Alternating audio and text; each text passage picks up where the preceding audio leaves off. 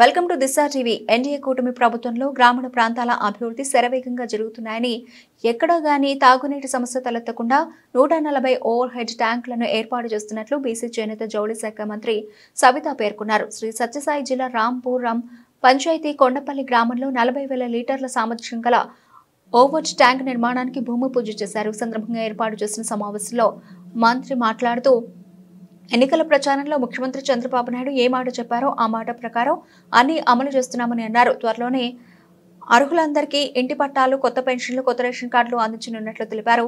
రాయలసీమకు హైకోర్టు ఇచ్చిన ఘనత టీడీపీదేనని, త్వరలో మరిన్ని పరిశ్రమలు రాయలసీమకు రానున్నాయని అన్నారు.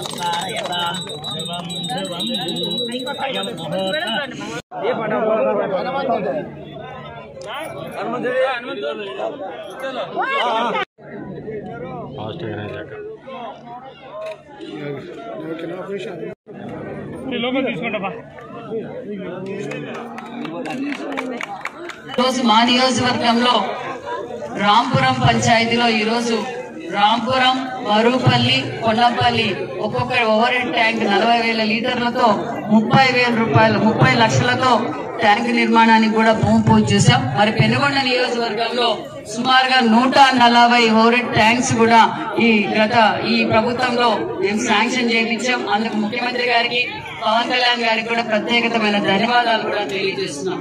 అభివృద్ధి ధ్యేయంగా పనిచేస్తున్న ప్రభుత్వం ఎన్డీఏ ప్రభుత్వం అని కూడా మీకు తెలియజేస్తున్నాం.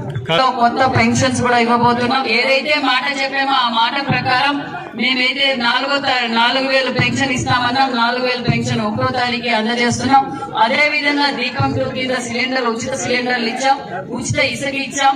అదే విధంగా అనేక సంక్షేమ పథకాలు కూడా చేయబోతున్నాం అన్న విషయాన్ని కూడా మీకు తెలుసు. దగ్గరలో కొత్త పెన్షన్లు, కొత్త రేషన్ కార్డు, అదే విధంగా కొత్త ఇండ్లు కూడా ఇవ్వబోతున్నాం అన్న విషయాన్ని కూడా మీకు తెలియజేస్తూ, మరి మన రాయలసీమకు హైకోర్టు బెంచ్ ఇచ్చిన ఘనత ముఖ్యమంత్రి చంద్రబాబు నాయుడు గారు. అదే విధంగా మన డ్రోన్ హబ్ కూడా మన రాయలసీమకి రావడం, మరికొన్ని పరిశ్రమలు కూడా మన రాయలసీమకు, మన సత్యసాయి జిల్లా కూడా వస్తున్నాయన్న విషయాన్ని కూడా మీకు అందరికీ తెలియజేస్తుంది.